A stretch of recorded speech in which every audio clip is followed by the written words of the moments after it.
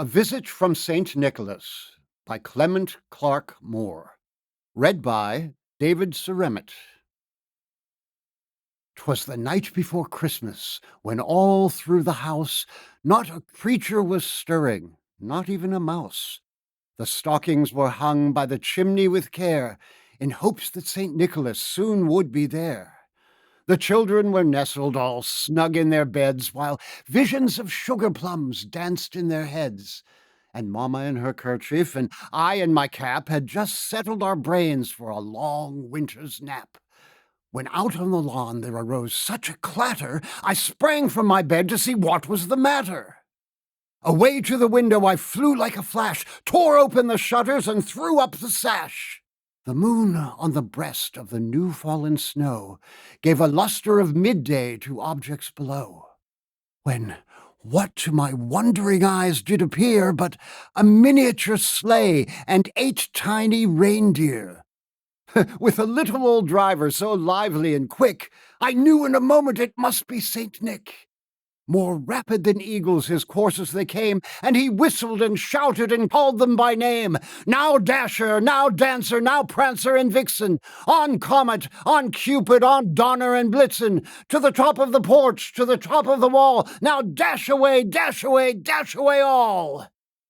As leaves that before the wild hurricane fly, when they meet with an obstacle, mount to the sky, so up to the housetop the coursers they flew, with a sleigh full of toys, and St. Nicholas too. And then in a twinkling I heard on the roof the prancing and pawing of each little hoof. As I drew in my head and was turning around, down the chimney St. Nicholas came with a bound. He was dressed all in fur, from his head to his foot, and his clothes were all tarnished with ashes and soot. A bundle of toys he had flung on his back, and he looked like a peddler just opening his pack. His eyes, how they twinkled, his dimples, how merry! His cheeks were like roses, his nose like a cherry. His droll little mouth was drawn up like a bow, and the beard on his chin was as white as the snow. The stump of a pipe he held tight in his teeth, and the smoke, it encircled his head like a wreath. He had a broad face and a little round belly that shook when he laughed like a bowl full of jelly. He was chubby and plump, a right jolly old elf, and I laughed when I saw him, in spite of myself. A wink of his eye and a twist of his head soon gave me to know I had nothing to dread. He spoke not a word, but went straight to his work, and filled all the stockings, then turned with a jerk, and laying his finger aside of his nose, and giving a nod, up the chimney he rose.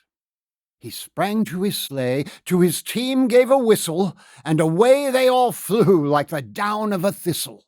But I heard him exclaim, ere he drove out of sight, "Happy Christmas to all, and to all a good night."